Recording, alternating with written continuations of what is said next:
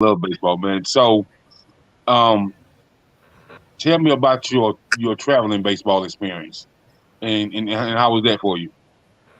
Traveling baseball, it was fun. Like all the teams I played for, we were all good and we won plenty of tournaments. Like what I started off playing was a team called Blue Steel. It was just started off as an all-star team for T-ball, and then we all stayed together and kept playing travel. And I grew up playing with them from when I was 4 years old until I think we were 12, and then we had people move away. But everybody was from Monticello, and we went and we excelled. We won multiple tournaments, won two big tournaments, one in our fall state, and one was called Wally Hall. And then after that, I went on to play for the Arkansas Thunder, and then we did good, but we only lasted 1 year. And then played for the Blue Sox. When I played for the Blue Sox, How was that that was for you? that was the Blue Traveling Sox baseball, it was team fun had until from uh, that people from here in Little Rock area and Benton area. And then after that, I played for the Drillers, and there was people from all over Arkansas. And that was probably my favorite team, even though I didn't get to play with them the full season. Uh, we won, I think, 7 rings that year, but Wow. I only got to play in 2 tournaments though because I had to have knee surgery because I hurt myself in one of the games. But that was the best team that I played for.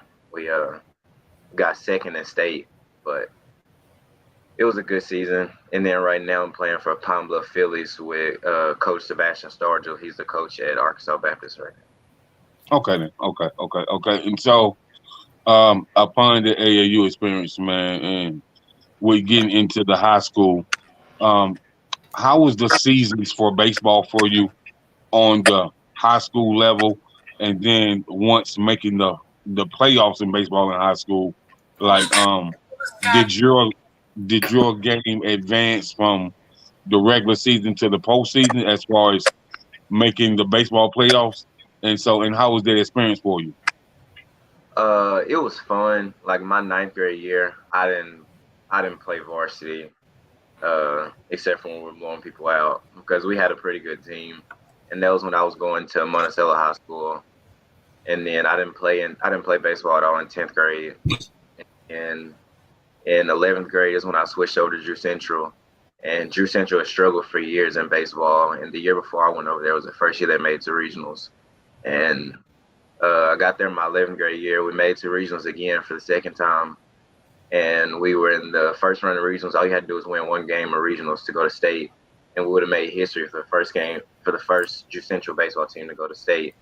And we wound up losing that game by 1 point off of a call that got reversed, which gave the other team the point. So we lost that, and that was devastating. I know I had another year, but I was crying right along with the seniors. And then my senior year, we made it to regionals this year, and we played against Ashdown. And Ashdown, they were in the state championship this year. They killed us, but it was a fun experience to play in regionals because I watched my brother all 4 of his years play in regionals and state, and just getting the chance to play in it, and then having the platform to get looked at and stuff. It was fun. Right. So as far as where you're from in Monteicello, Arkansas, are they is it a baseball town or is it a football town or a basketball town? Honestly, it's a mix of all of them. Like we have like Drew Central. Everybody, like if you hear about Drew Central, you probably hear about them because of basketball. If you hear about Monticello, it's probably because of baseball. And then for football, our town is okay at football. We're not the best, but we're pretty good. Well, Monticello is pretty good. Drew Central, they'll be better. They'll be better this year. Hmm. Um, yeah, it's a mix of all three. We have athletes, just a lot of athletes, a lot of what they call cornbread fed boys. That's right. That's right. I know. I mean, I'm from the Carolina. I'm from South Carolina, so we got them country cornbread boys too, for sure, for sure. Hey, So, hey, hold on. so I got for the go young man ahead. talking about that. You did say at your favorite position on football, you played cornerback, correct? Hmm. Give me your top four cornerbacks all time. Give me your Mount Rushmore cornerbacks all time. Uh, Deion Sanders, Marlon Humphrey, he plays for the Ravens right now. Jalen Ramsey, Okay. and I don't know, probably Lattimore, Marshawn Lattimore.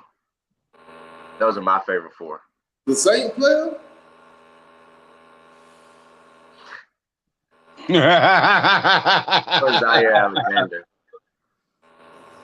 Man.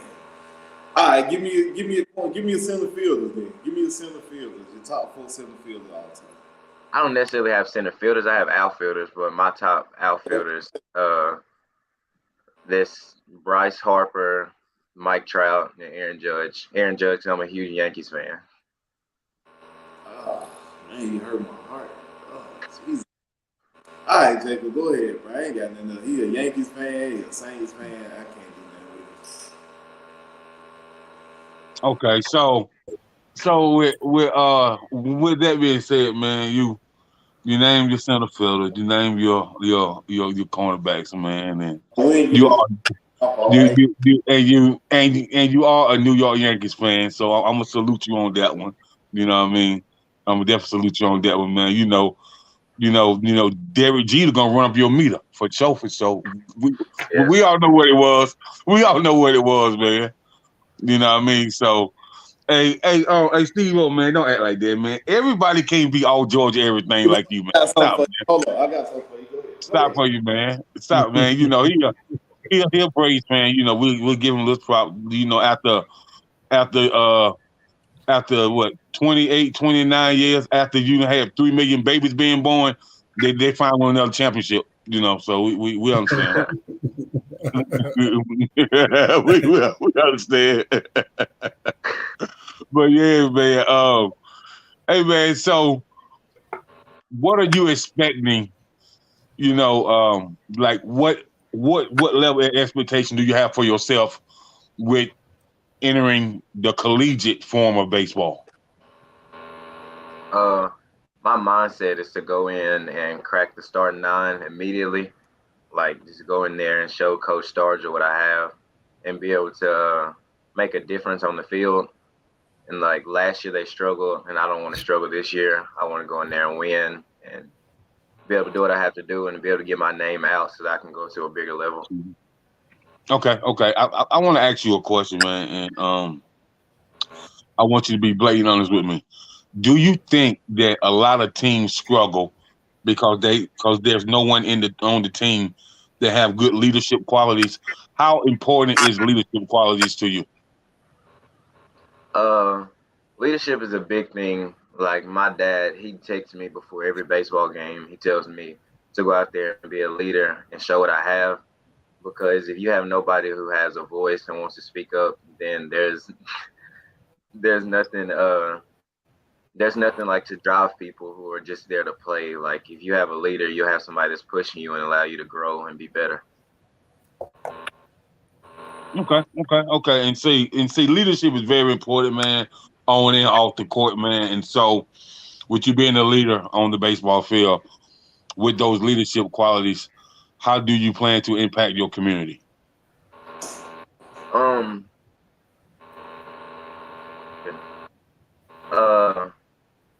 Tough question. That's a tough question. That's a tough question. I just want to be able to use my voice and my platform, like people who know who I am, like use it to encourage people. Like, I don't want people to just play in high school and then give up on and go to work or go to school just because their parents want them to. I want them to, like, become leaders themselves to where we can keep building up and just, I don't know. That's all I got. Okay, so Aiden, do you plan to, because we all know you're a superstar, you're a standout superstar. So, do you plan to once you come back from college after your first year for the summer, do you plan to go back to your local high school or your local middle school and run some type of baseball camp for the youth? I haven't thought about it like a lot, but I'll 100% go back to my school and try to help out the team because my coach, he's there for me even like even when I'm not playing, he leaves the field unlocked for I can go to the field whenever I want. I can go hit in the cages. He was a big role, and he played a big part in me being able to play in college and to play where I'm playing at right now. So I'll 100% go back and feed into the program they have right now. So this is another tough question for you because brothers are always in competition. I have two brothers and we was always in competition about something. Somebody was better than somebody in something, or if you wasn't better than them yet, you was working to get better than them so you can say you beat your brother. So Yes. upon you seeing your brother go on to the next level, and have anybody told you that you better than your brother? I had a few people tell me, but I'm cocky when it comes to my family. So I've posted on Facebook multiple times. I like to say that I'm the best athlete to come through my family, and I'll forever stand on that. And a lot of My people, man, a lot of them are sitting here watching that, but I stand on it. I'm the best athlete to come through my family. that's what I'm talking about, man. Stand on your word, stand on top of it. That's what I'm talking about right there. Big. Yes, sir. Go ahead, Steve. Yes. Hey man, I just love what I see, man. Are you an Arkansas fan? I love college football. I'm a big college football guy. Are you an Arkansas fan, man? Good He job. said no. No, We agree no, on something. There we go. We agree on something. no. Yeah. I'm a LSU and Tennessee. My football team, LSU. You can't say nothing about it. Yeah, all Okay. Well, let me ask you a serious question, because you said that when you Yes. was playing baseball when you were younger, you was the only black kid on the team. So did those times and moments, did you ever have to deal with any kind of racism or anything at that time that kind of built a character for you when later on in life and taught you any lessons back then? So did you have to deal with any university at that time with people maybe yelling things out at you or things that you went through at that time? No, sir. I didn't really. I don't think I don't know of a time that I can at least remember that I ever had to go through anybody being racist towards me, like when it comes to playing baseball or playing sports, period. But I just used like me being the only black person. That mean I stood out, like on the teams. That mean like that's my dad would tell me. He would tell me to be a leader, and he would tell me to be 10 times better than the person that's beside me, in front of me, and behind me. So I just use it Okay. as Okay. I just So, use so it as a like so the biggest thing I know in baseball now is that you have less and less minorities playing, especially black kids playing, and a lot of times it becomes because the lack of resources in the black community and in the brown community in general. So basically, I know you said that at some point you would want to use your voice for kids to follow behind you and things or whatever. So when you were playing with the white kids versus playing in the community with the other kids of your race and probably the Spanish kids or whatever, what was the biggest difference that you've seen in the two worlds when it came to that? uh I would say you could see like the pure athleticism in them. Like you would see like playing with the white kids, you would see they would have everything like down packed, like fundamental style. Like they would be playing straight fundamentals. But when I went and started playing for Coach Stargell in Pine Bluff, I saw like people that were coming out there and like they didn't have all the fundamentals down, but you could tell they were trying and they were pushing themselves like with the stuff they had, and they were using their raw athleticism to allow them to be at the level that they're right now. Okay, Okay. okay. Okay. Do you So did currently you watch? feel like the competition was so when you played against other teams, did you feel like the competition was stiffer back then or stiffer now, about the same as far as the competition? Um, I don't know. When I was younger, it was uh, it was hard, but it was easy at the same time. Like the people that we were playing against were good, but I just felt like our team was just better because we practiced every day because we were all in the same town. So I felt like it was competition, but it wasn't really that hard. But now in high school, like the 3A conference for Arkansas right now, it's it's I say it's mid. Like there are good teams and then there are terrible teams. So it's like it's in the middle. Yeah, and I'm gonna say that I'm gonna let you go, Steve, after this one. And I'm gonna say this too because when I played baseball, when I was like middle school, elementary school age, and it is one of those things with, especially for some reason like baseball, it brings the community together more.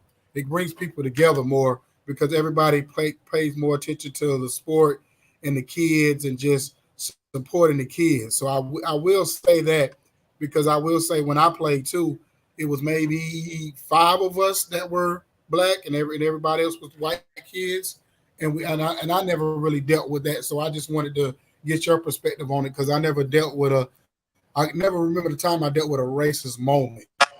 You know what I mean? I just wanted to see your perspective and where you came from if it was any different from what I dealt with. So yeah, so that's a good thing. You can go, Steve. Yeah, I agree with that. Playing baseball myself in that situation, but sports kind of gave me a different. It kind of made me kind of feel like okay, it was. I mean, I'm with these white guys, this white coach, he looking out for me, he doing stuff for me. So it did kind of give me a different perspective to racism because I felt like sports, if anything, you could overcome racism through sport in most cases because it's not about the color of the person, you're about your teammate regardless of whatever color it is. Do you watch a lot of baseball now? I'm a Braves fan. I watch them just about every day. Do you watch modern baseball yourself? I know you say you're a Yankees fan. I watch college baseball, but I don't really watch MLB that much. Like I watch highlights through YouTube. I watch highlights every day, but it's like watching real games. I'm leading to another question. So basically, I'm gonna ask: do you think that the celebration? Do you think that baseball is not as popular in our community because you can't celebrate? I know you got guys now wearing the chains, and it's kind of now coming out to light that they kind of let them do a little bit more with the celebrations and home runs. But do you think some of those hidden rules in baseball is the reason why our community kind of shies away from it sometimes? Yeah, yeah, because a lot of people like when they ask me why do I play, and they tell me the reason they don't play. They tell me that they don't play because it's boring, because they say you're just sitting there all the time watching other people do stuff. So I feel like that's the main reason that we don't have a lot of black people playing right now. Is because they just feel like it's just boring. They feel like you're just sitting there and they feel like you got to be quiet and stuff. Yeah, I agree. I think if they let the game, I think you should bring hip hop to the game or try to as much as possible. Yeah. I don't think we'll ever get to that point, but I do think in Atlanta, I watch Acuna play, and I hope that they kind of change the game a little bit. Whereas by the time you kind of go through the ranks of AA, AAA, and kind of get your shot at the majors, man. Hopefully, man, y'all be able to celebrate and do things that'll kind of bring some attention to the game. Do you think the game is slow though? Do you think that they should speed up the game of baseball and change the innings? I don't really know. Like I like baseball how it is right now. Like of course I wish you could celebrate more without having to worry about umpires being on you. But like the way that like when you're just playing, I like the speed of the game and everything goes fine. Like yeah, it's just yeah, I love it. So Yeah, I always say that was my favorite sport. I played baseball and I wrestled, both in college and in high school. So I always say that baseball was the funnest thing to do. I guess maybe a lot of people like Icon said it was the hardest thing. Like he couldn't learn to hit until he was, 25 years old. But that's a whole other story. Somebody like me was hitting when I was off the tee when I was 2, and then carrying on from that. So I think it's just like levels to the game. But I do think baseball is the funnest sport, but it is the hardest to watch. I agree with that 100%. yeah, I don't like watching baseball at all. My dad took me to I think it was we went to Arkansas. We went to a Razorbacks game and I fell asleep, in the Arkansas Travelers game and I fell asleep. 317, but I can read it down. I don't take a baseball game, and she didn't know she couldn't get one shot. But for me, I'm looking at the nuances of the game. I'm looking at, different stuff that you're looking at as if you're played the game instead of people that have never played. So I agree, though. It's a tough sport. I just hope it's not a dying sport like a lot of people say it is. I think they're going to have to do Never. something. Yeah. Well, the thing about baseball, too, people don't realize out of probably the three sports, baseball, basketball, football, baseball probably to me is the most intense because every moment you don't really know what's going to happen from moment to moment. Like that big hit, that big catch, you don't really kind of know. Like with football, you can almost like understand what's about to happen, like, you know, the passes or a run or something like that. But in baseball, it's so intense because you can't really dictate the moment because you don't know if somebody's going to get a big hit that's going to go to the wall or when it's going to go down the middle, you know what I'm saying, or whatever. So it's so, even when you're sitting out there in the outfield, you kind of nervous and you got anxiety because you're like, oh, if they hit the ball to me, I got to be ready, especially when you at a younger age, like middle school, high school, you know, level, whatever. And then if you're at infield, like I played first base, I played a little bit of third. So you always got to be on your toes when you're in that infield because you just never know what's about to happen. You know what I'm saying? They had to hit nice. Swivel, because if you ain't ready, that ball come at you too hard, you get your whole block knocked off. So you got to keep your head on the swivel. You know what I'm saying? Yes. So at least you got some defense. They put you on the corner. You couldn't hit, but they put you on the corner. Now first base, when I was on first base, I was lethal. I caught everything. I'm talking about you. But man, listen, man. I'm gonna say it, and I'm gonna say it, and I'm gonna stand on top of this, man. You gotta be a man to play third base. Believe that. I say catcher. I play catcher. I think that's the toughest position out of everybody because I got to catch Because worry about people moving on the base. I got to look at this batter, worry about this bat swinging and hit me. I played that position too, but baseball, man, like, listen, boy, I done seen some people hit some shots down that line, boy. I'm glad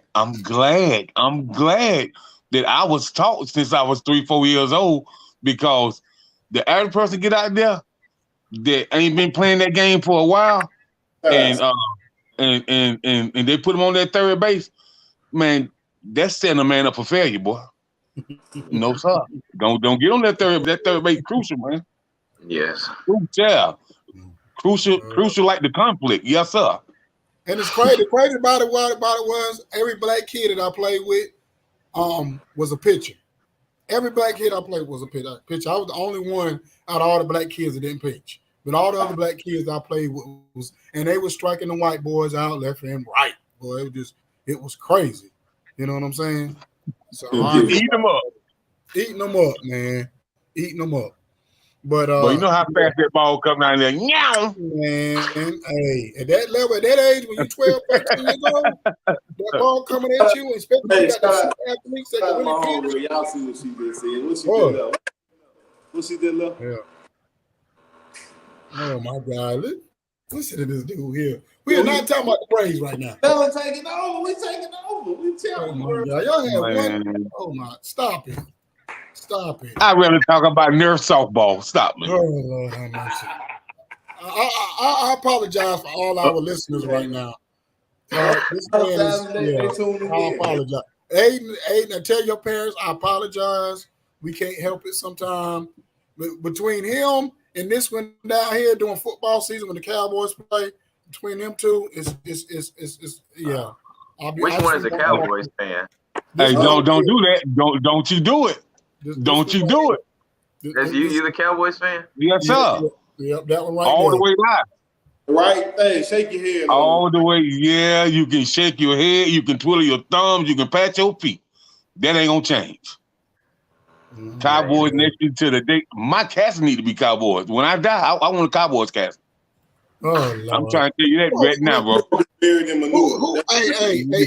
who is this right here? Who is this LaBrittany Jones? Who is that?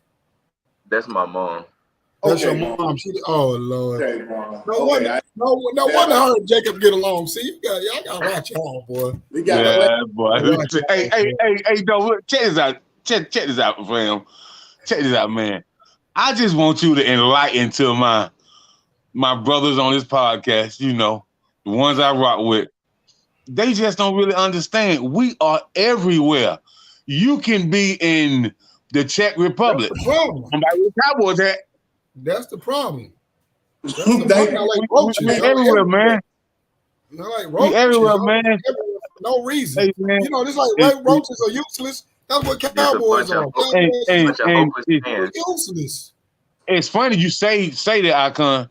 I lived in the DMV for 12 years. Yeah, Washington, D.C. I know that. I know. And it's plenty Cowboys fan in Washington, D.C. Yes, sir. Plenty. I know it is. You know what's crazy, you know? And I tell this all. I tell the story a lot. When I go to D.C. in Maryland area, I've never seen a lack of support for one team in their own city. I could go to the airport. I could go to the stores. I don't see no Washington paraphernalia. But this is one of those stadiums. But it's crazy, though, because they sold out. They sell out every game. But you don't see no support in the city. This is the team. Huh? I've never seen that like. Never seen that like this. It be the visitors. Don't worry about it. Yeah, I don't get it. I don't get it. I don't get how they even have a team when they don't get no local support. I don't get it. Aiden, It doesn't Young make any Terrence sense. coming. Yes. Did you are you seeing what his mom is sharing with y'all, man? You need to restrict her comments. Yeah, you're right. You're right. Y'all right. Y'all. You know what? And I tell people this. I don't really hate the Cowboys. I hate the fans. Because y'all the most arrogant people on earth. Well, thank you so much, Icon E. Kudos to you. You know, I mean, we cool, we brothers, but when it comes to the Cowboys side, I can't stand your ass. Well, that's all right, man. That's all right, man. I'm gonna do just like Moses did. Pull out that Red Sea and depart it. That's all. Yeah, she said, "How do we get here?" I know that's right. You know what I'm saying? So y'all started it. See. Steve started all this. It's Steve instigated all this mess. Hey, man. Hey, so, young man, who is your football team? He said the Saints. I don't have a football team necessarily. I just go wherever Russell Wilson is. So I was at the Seahawks for forever. So I guess now I'm in Denver. Oh, okay, got you. You like me and LeBron. You like me and LeBron. Wherever Brian go, that's where I'm at. Hey, don't be hating on Brian now. Don't be hating on Brian. I think, like you said, I hate. No, I'm talking about Aiden. Don't be hating on Brian. You know what I'm saying? There y'all go, man. Hey, Steve, man. Listen, man. Hey, one thing we can say, man. You can't mention basketball without mentioning LeBron's name. That's for sure, bro. You right. He's the king right now. I can't. You said so. You said his favorite was the Manning. I hope it's Peyton. No, that's my homegirl. That's my homegirl. Oh, he said favorite was Manning. I hope he meant. Peyton Manning. That's her favorite. I hope. Oh, okay. He would have said Eli. I would have banned Hey, him for life. hey, we can debate this and we can argue this till we talk blue in the face. Ain't nobody beat Brady twice but Eli. That's all I can tell you, bro. That's all I can tell you, and that's enough to get him in the Hall of Fame. He shouldn't get in off that. Come on, man. Yeah. Oh, he gonna get in out there, bro. You beat the GOAT twice. So, Aiden, let me ask you a question. Yeah, man. Let's go back to the young man. So, are you watching the finals, Aiden? Are you watching the finals? Yes. So, well, right now, Boston is winning this game. I don't know if they're gonna pull it out or not, but who do you got winning? Who did you have winning the series before this game started? Before the series started? Be honest. I think the Warriors are gonna pull it off, but my favorite player is Jason Tatum, so I don't care who wins necessarily. Tatum go to? Hold on, what school you went to? You talking about college? Yeah. Duke. Oh, okay, go ahead, continue. Cause see, he know we hate Duke around here. You know what I'm saying? Yeah, so we hate ain't no Duke love around here at all. You talking about Cowboys hate?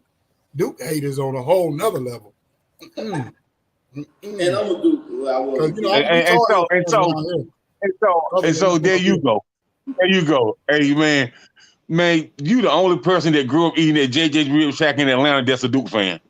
Hey man, chill out, man. JJ's is cool, bro. Don't do that, man. Thank you, great man. I am the Temple. Thank you. LeBron is my boy. Thank you. Speak some on Yeah, my no side. doubt, no doubt, no doubt. I can dig that. I can dig it. So, You gotta thank you, restrict her Grandma. comments. Thank you, That's my Grandma. grandma. Oh, thank you, Grandma. Thank you, Miss Grandma. Thank you. I appreciate that. But so, anyway, so, man, so, so, so, hey, I got a question for you. Check this out, man. When you was naming your outfielders, man, you missed one, man. Man, Griffin. You missed like I want you missed Orlando Hudson, man. who? 4 Golden Gloves, Oh hell man. Do you know what Orlando Hudson did, man? Are no. you serious? He better than Look it Ken up. Griffey Jr.? Is he I better than? ain't say he was. So we ain't debating about this, Steve. There you go, man. You just want a scrackable argument, man. That's one thing about y'all Georgia folks. Y'all ain't satisfied and let y'all eat chicken wings and arguing.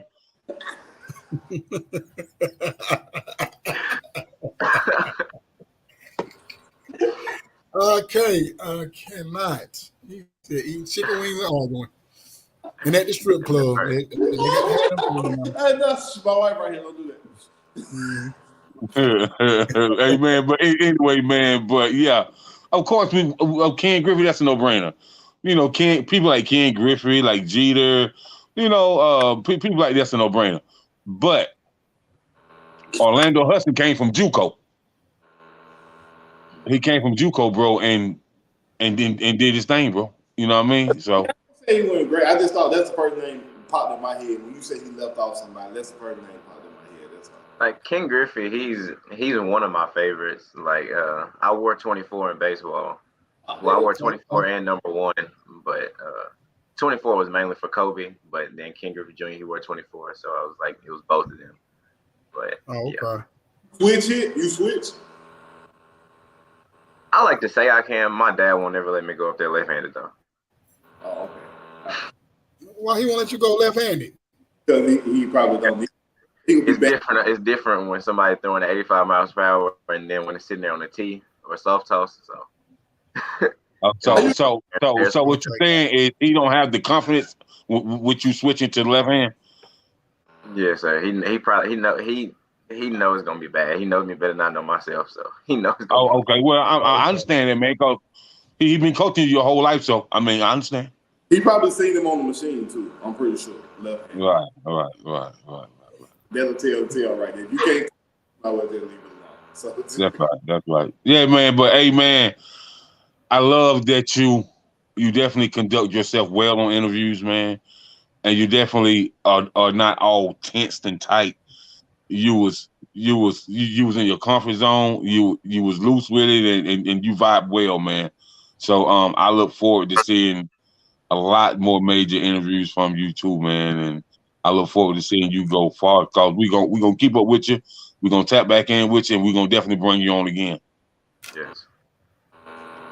What I would like to do, Steve, is bring him on during the All-Star break for baseball. man, take a look at what you done got me in trouble. God, Grandma here with me. I didn't even say that. Jacob said that. Yeah, we can bring him on during the All-Star break. Yeah, you know, I'm definitely. Yeah, man. I ain't reading what Grandma said. See? Oh man, y'all! Wow. Hey man, I just said the chicken wings, and y'all like to argue. Well, that's all I said, bro. You know what I mean? That was me. I've been running through the stripper thing in there. I apologize. I've been running through that in there. You know, man. You know, it's all love, man. We just get on here, have fun. We don't be uptight. We don't be tense. We just have a great time, man. And hey, man, we want to thank you for stopping by and chopping up with us, man. And one thing I want to tell you before you get out of here, hey, you are a mega superstar, man. And so definitely be careful while you're in that collegiate realm because they're gonna be after you. Believe that. Yes, sir. Stay prayed up, like you say you do on that mound. Stay prayed up. You know what I'm saying? I can tell already you got a great family behind you, great support. So as long as you keep God first or whatever, all the other distractions, you know, it'll you know what I'm saying, gotta cover you. So that's why I tell to any young person, stay prayed up and stay a leader. You know what I'm saying? You know, don't never become a follower and go behind other people. You know what I'm saying? You stay Yeah. in the forefront and be a leader at all times. Right. Yeah. I feel it to the old ones and the young ones, because some of the old ones ain't start leading till they was 40. Yeah, man. You're right. You get up that HBCU, man. You're right. I'm not affiliated with the Alphas, the Kappas, or Sigma, man. But find you a group, man, and get yourself affiliated, man. That them good blessings come from those.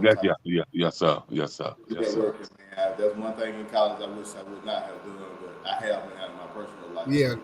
Yeah. Deal with like-minded people, because that's the thing. Like my son in college now, and the biggest thing he learned in college was getting around like-minded people.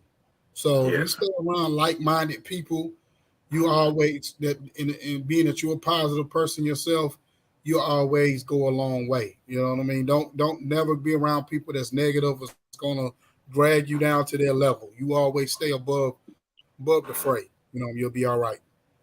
Yes, sir. No doubt, man. So once again, thanks for tuning in, man, and take care, be blessed, and always stay encouraged. Yes. And I appreciate everybody that supported this young man tonight and came on and listened to us tonight, or whatever. So I hope we did y'all well, to the family and friends. So you have a blessed blessed night, and like I said, we'll keep following you, young brother. Yes, sir. Thank y'all for having me. Thanks. You're certainly welcome. So when I'm gonna do something a little different tonight, we're gonna do real quick. You know what I'm saying? While we got an opportunity to, we're going to show a clip of the movie Paradise from Velvet Jones and his people, and show y'all a clip. It's real quick of that movie. When you see your wife, how does she make you feel? She's peaceful.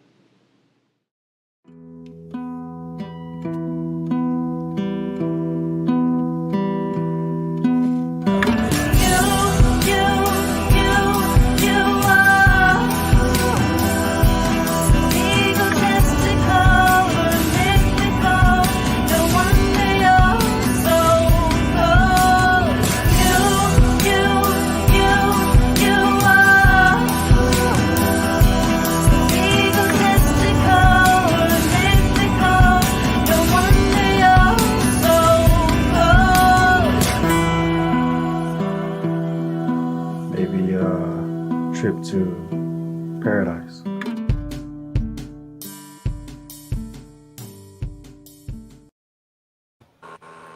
Yeah, so that like a very good movie, Paradise, that our brother Anthony Velvet Jones, I guess he's part of that movie. Him and his brother, his co-host, on Planet Velvet every Sunday at like 4:00.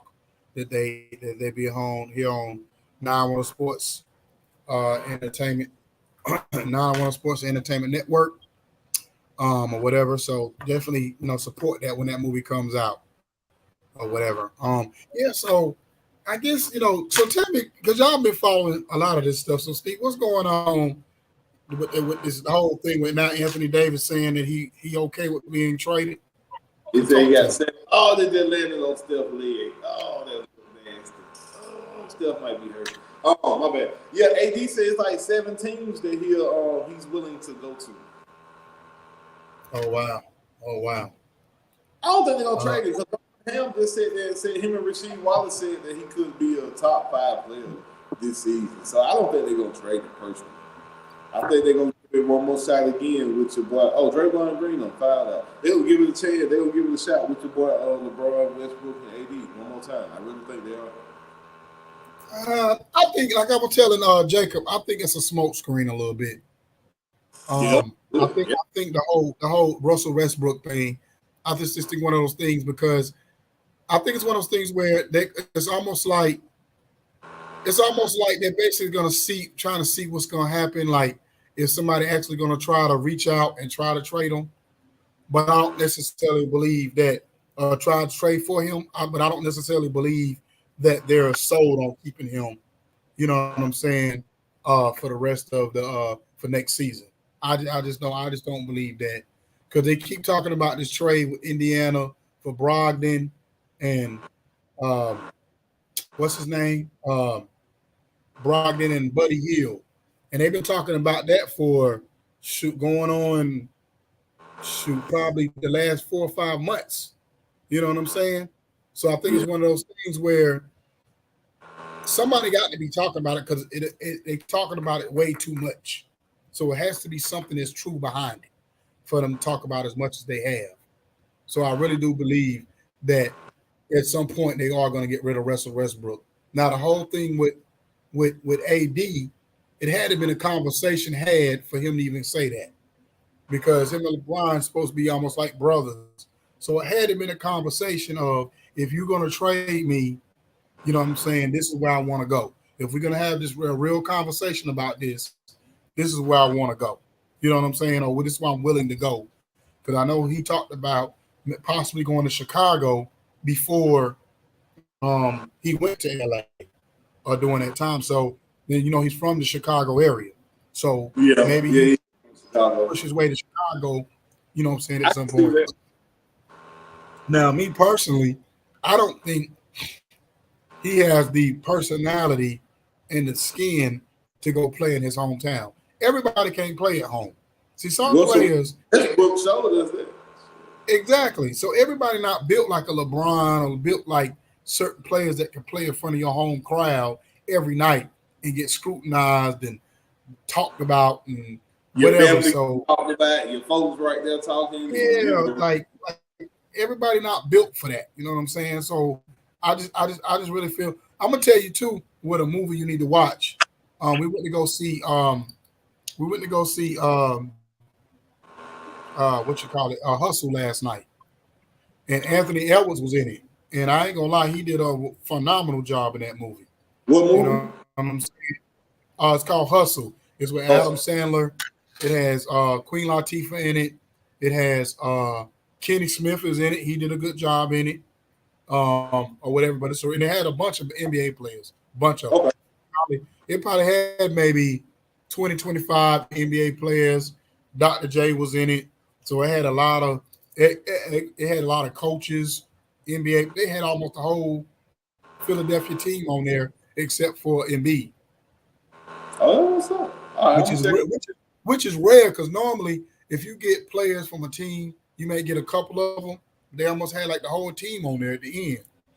But yeah, it's a real good movie. Real good movie. But so Icon. Huh? They ain't have none talking as Giannis in there? Nah, they didn't have Giannis in there.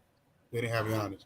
They had Tobias Harris. We just need to pass the ball and get better rotation around the basket. You know what? They had Tobias Harris in there. You're gonna have them German folks in your damn inbox. They'll be all right. Yeah. They'll be all right. I send a riddle down the match, get some chicken wings. Toss some up, throw some up, pop some, shake some, make it roll. Yeah. But anyway, man, y'all crazy.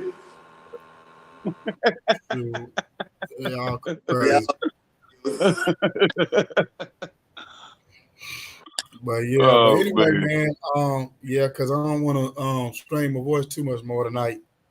I want to say this before you get on. If the Raiders talking about signing Julio Jones, they might well sign T.O. Come on, man, you tripping. You gonna tell me Julio Jones, and you gonna put Julio Jones and T.O. at this point in the same category? Really? Yeah, man. Like Steve. T.O. playing though. Y'all didn't see T.O. in that football league catching touchdown. Yeah, Steve told me that Julio Jones is a bomb. So I mean, He watched at this point, bro. He can't stay healthy. I think it's a good look if he go to the Raiders, because I'm gonna tell you why it's a good look if he go to the Raiders, because it's not no pressure on him to perform. I think Tennessee they was putting too much on him, and he not that Julio no more. I think with the Raiders got enough of, they got more other weapons, and the Rams and Tampa Bay showed you have to have multiple weapons to win. And so I believe with the Raiders, timely catches. He can make those big catches at certain moments. Not It's if just he in like the training room, or not if he on the sideline in a sweatsuit. He can't make no damn catch like that. But what I'm saying is you don't have to utilize them like that. You put them in there maybe 15, 20 Hurt seconds. in the preseason last. The man was hurt in training camp with the Titans. He didn't play but 4 games. You can't. That's what I'm saying. That's all I'm saying. You can't depend on him. That's all I'm saying. You can't, but you don't have to. That's my whole point. If he go to the Raiders, you don't have to depend on him. Because even let's just say he get hurt 4 or 5 games in, and he got to sit out 4 or 5 games. After that, you kind of just slow roll him, and you really using signing Julio to hopefully get him to the playoffs, and then hopefully he can make some big plays in the playoffs. So really, it's like you bring Julio in for like how they brought Von Miller in to the Rams.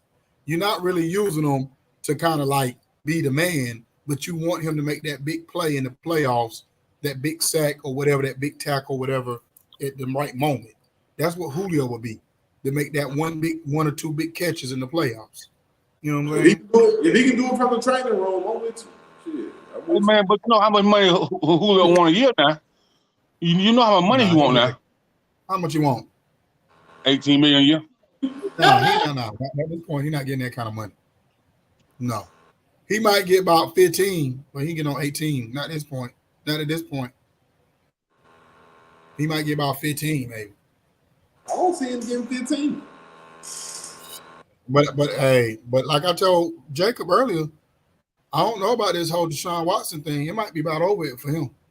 I'm telling you, if more people, they keep coming out every day in more cases. Now, Jacob, it's up to 66 people. Let me clear this out with Jacob real quick, because yesterday he was just the Texans and they trying to take their brother down.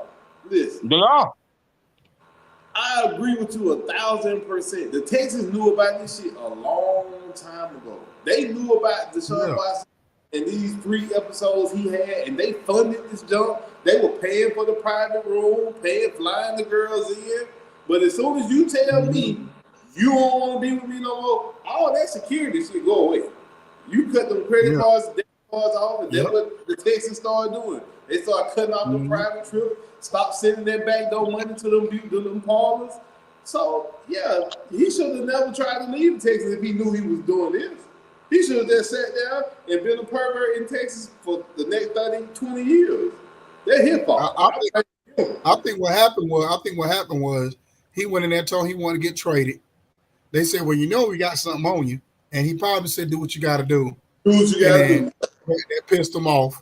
And then they did what they had to do. Because you got to think, when he said he wanted to get traded, it wasn't 2 weeks later before all this started coming out. So and that's why I know it was staged, it was set up. Yep. Because even if he didn't know that they knew before that, they let him know that they knew, or they was like that scorn lover that basically like, oh, I'm gonna put this out there, and you be like, what? Like, what happened? Like, so y'all knew about this the whole time and didn't say nothing? Like, y'all knew what I was doing and didn't say a word? These girls ain't even licensed professionals, and they were funding these women, flying into these women. He picking them off IG. Oh, hey, look, give me this one right here. That's what he was doing. Just send me this one right here. Yeah. Because see, the thing about it is, when you are an athlete, and like even in the music business, and Jacob could tell you this in the music business, when the people that sign you, like the record label or your people, whoever kind of run your career like that, when they know you got certain vices or certain things about you, they pull on it at the right time. See, back in the day, they knew about Ray Charles and they knew about Frankie Lyman, and they knew about all these people that made certain vices, and you know what I'm saying. And as soon as you mess up, they use it against you. You know what I'm saying? They might even set you up and put you in a situation where you burn down, because they might send people around you that's gonna give you more drugs and more whatever. I forgot who it was that was interviewing, and she was saying that it was certain, she was around certain people, and that the label would go out and get drugs for certain people, especially while they was like, at the top of their game. And then as soon as they started falling off, then all of a sudden they try to act like they hadn't had no use for you, or like they didn't understand what was going on or whatever. But as long as you making hit records, they're gonna keep funneling you all the drugs you want. You know what I'm saying? So the same thing with Deshaun Watson. They knew his vice was these women. They was helping him get them. And as soon as he said he want out the door, wanted out, all of a sudden they threw him under the bus. You know what I'm saying? The worst person in the world is a scorned billionaire. That's the worst person in the world. Anybody with power and money, if you piss them off, your whole world gonna come crashing down if you're not ready for it. You know what I'm saying? So now they're saying that the Cleveland Browns can possibly avoid that contract. So that's the issue, the contract. Now you done gave that man that $280 million fully guaranteed. That is 230. 230. Nobody else got that. They can't avoid that contract, man. The rest, what? They can't avoid that contract. Yeah, all right. I mean, I'm pretty sure. I'm gonna give you a prime example of that. Pretty sure they bought it Mike Vick contract the summer after they gave it to him. Yep. So they it's a loophole in there. You don't think when they signed that contract, they didn't protect themselves? It's moral clause. That moral clause, and it's so broad. You could call a moral clause. You could say anything morally about anything. So that contract is so broad. I guarantee you, they knew that if it didn't work out in their favor, they could avoid that contract. They knew, because the way they talk about like now, he might miss a whole nother season, because it might be to the point now where they just going to have to suspend him for the year. You know what I'm saying? Now, what happens after that, we don't know, because it's not a criminal matter. It's still a civil matter. Now, his lawyer was the crazy about the thing about his lawyer. His lawyer said, well, he didn't commit a crime. What he did wasn't a crime. No. And I was like, and it was Colin Cowherd said, by his lawyer saying that he should miss the whole season just off that comment that his lawyer made. He said, because it sounds like there's no accountability in the situation. So I said, I said, basically, I get what he's saying, because technically it's not a crime per se, but just from the moral standpoint of it, it's not a good look. But it's not, you know what I mean? Like, man, listen, the NFL try to kick out for any old thing, bro. Man, you can hit somebody with a damn cuckabug or something, and they'll try to kick you out, man. The NFL try to do any old damn thing, man. Mm-hmm. They get on my damn nerve. Yep. So they just get on my nerves, Steve, man. I agree. Man, I'm gonna stop watching NFL and start by watching wrestling like I used to. I watch both of them. NFL sad, man.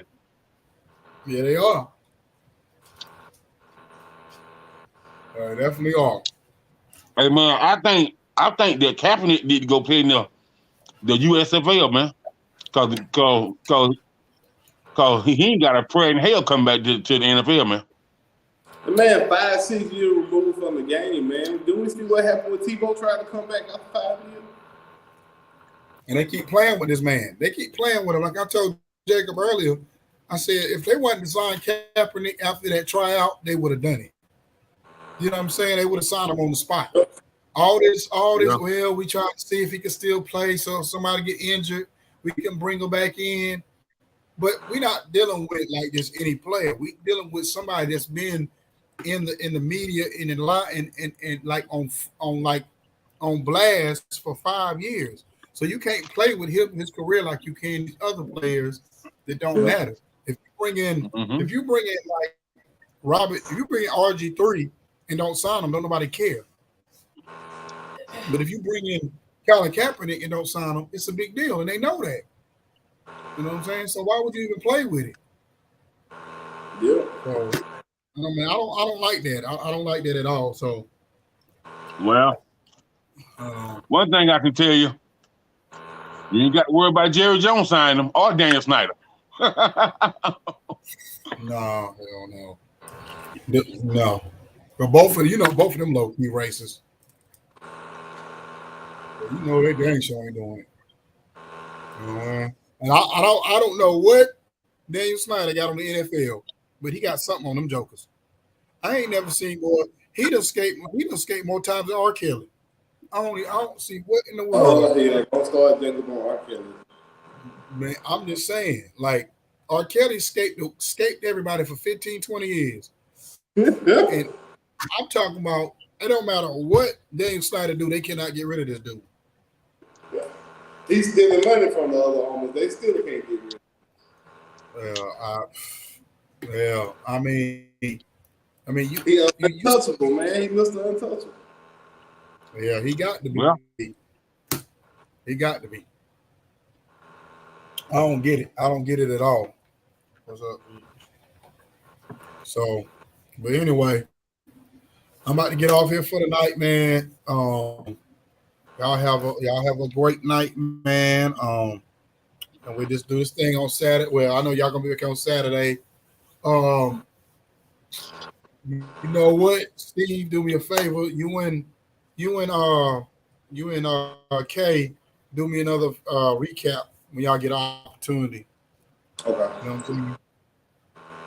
All right, I got you. If you don't mind, sir. I get to the beach. All right, man. I'll check y'all out on Saturday. We keep this thing rocking and rolling. Y'all have a blessed Yes, night. sir. All right. Y'all go.